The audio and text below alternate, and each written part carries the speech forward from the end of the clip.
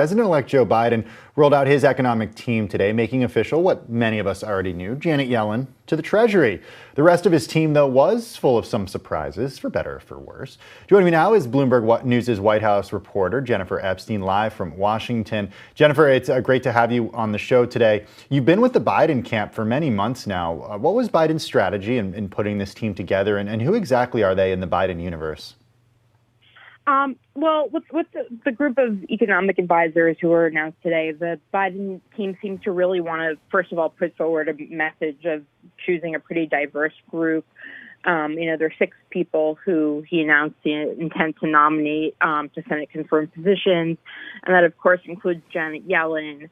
It includes Neera Tanden, an Indian-American woman, to be the head of the Office of Management and Budget, Cecilia, Rouse, an African-American woman, to be the chair of the Council of Economic Advisors. So you really see in these picks Biden, again, trying to keep to his campaign promise of putting together a team in America.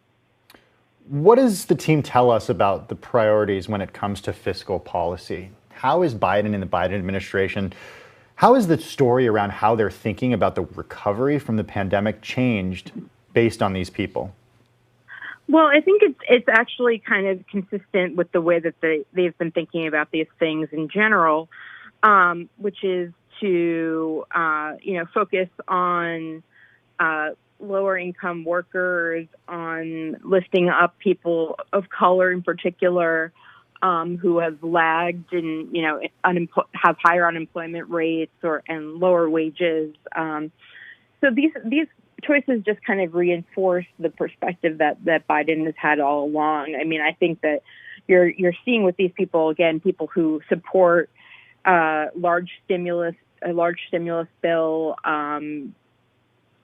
whether that happens in the lame duck or next year. They're all just very, very aligned with the same direction that Biden has indicated he would go in. Jennifer, a nomination is one thing, a confirmation is entirely different. Is there anyone on this list who you think won't make it past the Senate, especially if it is held onto by Mitch McConnell and Republicans? Yeah, I mean, one question is, of course, what the majority ends up looking like after the Georgia runoff races in early January. But I think that there's already been some concern or outcry or complaining from Republicans around Neera Tanden. And it seems to have less to do with whether she's qualified or not for the job than it does with the fact that she has been, pretty outspoken on Twitter and on cable news, and playing a little bit more of a political role, as she has over the past many years, working at the Center for American Progress, where it's been kind of a jointly policy and political role that she's had there. So you saw spokesman for John Cornyn saying that this is a non-starter for them. But I'm not sure that every single Republican lawmaker is going to see it quite that way. We already saw a few Republicans, kind of aligned thinkers or conservative thinkers, express support or see her as somebody who they couldn't object to as far as the experience she has, which is being a former policy aide to Hillary Clinton, running the Center for American Progress, working on the Affordable Care Act, authoring and passage in the Obama administration. So there is a potential for this to become a situation where there's some controversy, but I think it will also depend on the totality of Biden's nominations and Republicans choosing who they most want to stop from getting into this administration, and whether that Ms. Tanden or other people, I think, will depend on those other choices that Biden has yet to make. Representative Jim Clyburn, Vice President Biden, or President-elect Biden's kingmaker back in that crucial South Carolina primary, criticized the president-elect recently for naming just one black woman to his senior team. But Jennifer, I'm wondering how that criticism has changed after today's announcements, as well as the one surrounding a senior communications team that was announced over the weekend. What can you tell us with the latest on that?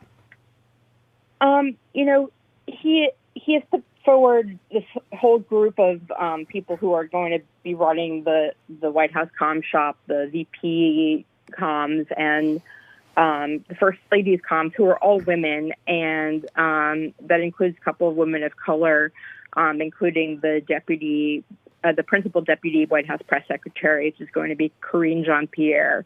I think Clyburn made those concerns known in public so that he would then be able to have more of a private conversation with Biden about the cabinet picks in particular, because you've seen so far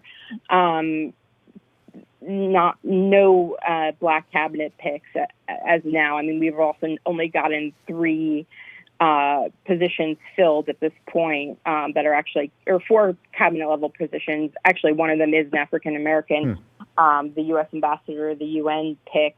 But for Clyburn, he plays both an inside game and an outside game, and that's what you've seen a bit of from him. And I think that what you're seeing on the communications team is really Biden just elevating people who had similar roles during the campaign.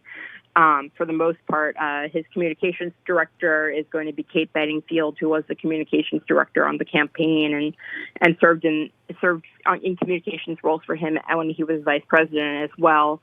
And then you have Jen Psaki, who's going to be the press secretary, and she's somebody who has gotten to be somewhat well known, I think, because she was the State Department spokeswoman at the end of the during the Obama administration, also worked in the Obama White House, and she's already out there as a spokesperson for the Biden transition. So they're just trying to, show that their personnel lives up to the policy that they've set. Bloomberg News' White House reporter Jennifer Epstein, live from Washington. Thanks so much for your time today, Jennifer.